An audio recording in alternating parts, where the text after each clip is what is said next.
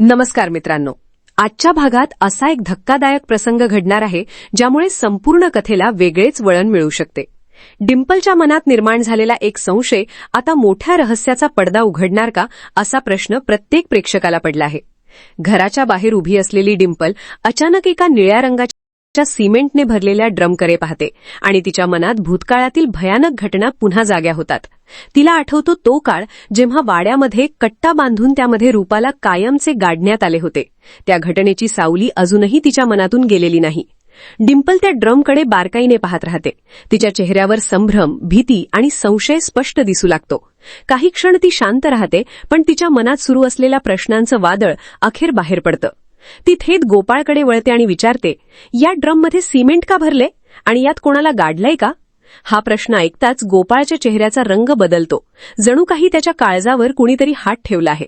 त्याच्या चेहऱ्यावर अचानक तणाव दिसू लागतो. काही क्षण तो काहीच बोलू शकत नाही. डिंपलच्या प्रश्नाचं उत्तर देण्याऐवजी तो फक्त तिच्याकडे पाहत राहतो. याच क्षणी प्रेक्षकांच्या मनातही अनेक प्रश्न निर्माण होतात.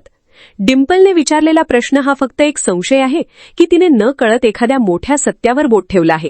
कारण गोपाळची प्रतिक्रिया सामान्य वाटत नाही. जर त्या ड्रममध्ये काहीच नसतं तर तो सहजपणे डिंपलचा गैरसमज दूर करू शकला असता. पण त्याची अचानक बंद झालेली बोलती आणि चेहऱ्यावर उमटलेली भीती काहीतरी वेगळंच सांगते. याआधी देखील आपण पाहिलं होतं की गोपाळ डिंपलच्या बाबांच्या जवळ गेला असताना एक विचित्र प्रसंग घडला होता. डिंपलचे बाबा बेशुद्ध अवस्थेत होते. सर्वांनाच वाटत होतं की त्यांना काहीच कळत नाही. पण गोपाळ त्यांच्या जवळ पोहोचताच त्यांनी अचानक डोळे उघडले.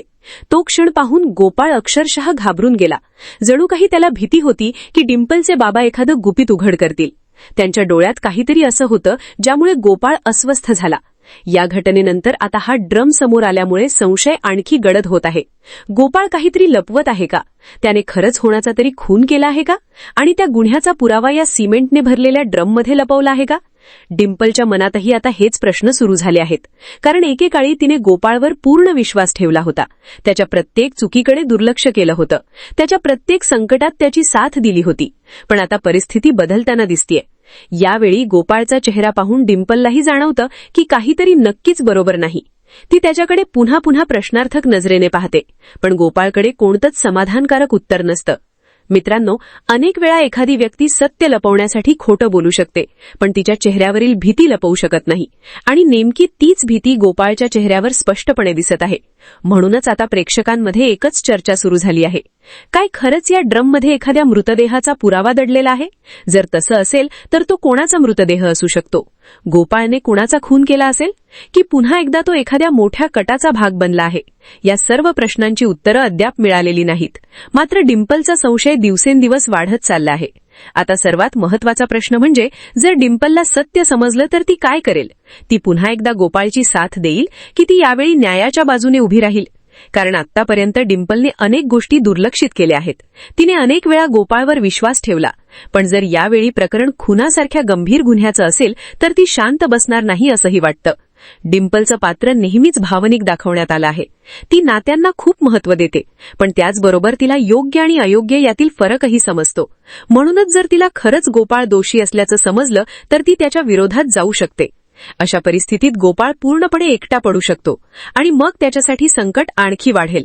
पण मित्रांनो, या संपूर्ण प्रसंगातील सर्वात मोठा ट्विस्ट अजून बाकी आहे. कारण डिंपल आणि गोपाळ यांच्यात हा तणावपूर्ण संवाद सुरू असतानाच अचानक दूरवरून पोलिसांच्या गाड्यांचे सायरन ऐकू येतात. काही क्षणातच पोलिसांचा ताफा तिथे येऊन थांबतो. हे दृश्य पाहून गोपाळच्या पायाखालची जमीन सरकते. कारण त्या गाडीतून उतरतो तो इन्स्पेक्टर जामकर. होय मित्रांनो, तोच जामकर ज्याला आधीपासूनच गोपाळवर संशय आहे. तोच जामकर जो सतत पुरावे शोधत आहे. आणि तोच जामकर जो गोपाळच्या प्रत्येक हालचालीवर लक्ष ठेवून आहे. जामकरचा अचानक तिथे आल्यामुळे आता परिस्थिती पूर्णपणे बदलून जाते. गोपाळच्या चेहऱ्यावरची चिंता आणखी वाढते. त्याच्या मनात एकच प्रश्न सुरू होतो, पोलीस इथे का आले आहेत? त्यांना काही माहिती मिळाली आहे का? त्यांना या ड्रमबद्दल कळलं आहे का? की ते एखाद्या दुसऱ्याच पुराव्याच्या शोधात आले आहेत? जामकरचा अनुभव खूप मोठा आहे. तो कोणत्याही निष्कर्षापर्यंत पोहोचण्याआधी सर्व बाजूंनी तपास करतो. म्हणूनच त्याने अचानक केलेली एंट्री साधी नसू शकते.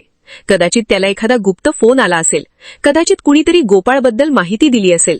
किंवा कदाचित त्याला एखादा महत्वाचा पुरावा सापडला असेल.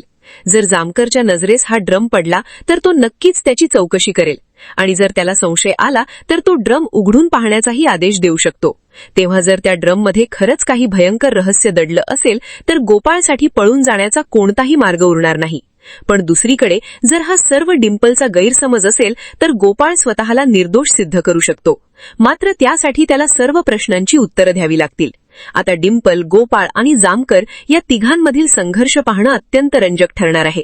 एकीकडे सत्य शोधण्याचा प्रयत्न करणारी डिंपल, दुसरीकडे स्वतःचं गुपित लपवण्याचा प्रयत्न करणारा गोपाळ आणि तिसरीकडे प्रत्येक पुराव्याचा पाठलाग करणारा इन्स्पेक्टर जामकर.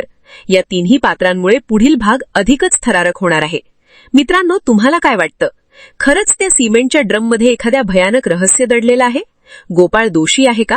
डिंपल यावेळी त्याची साथ देईल की त्याच्या विरोधात उभी राहील? आणि सर्वात महत्त्वाचं म्हणजे इन्स्पेक्टर जामकरला यावेळी असा कोणता पुरावा मिळणार आहे जो संपूर्ण प्रकरणाचा चेहरामोहरा बदलून टाकेल? तुमचं मत कमेंटमध्ये नक्की सांगा. व्हिडिओ आवडला असेल तर लाईक, शेअर आणि चॅनल सबस्क्राईब करायला विसरू नका. धन्यवाद.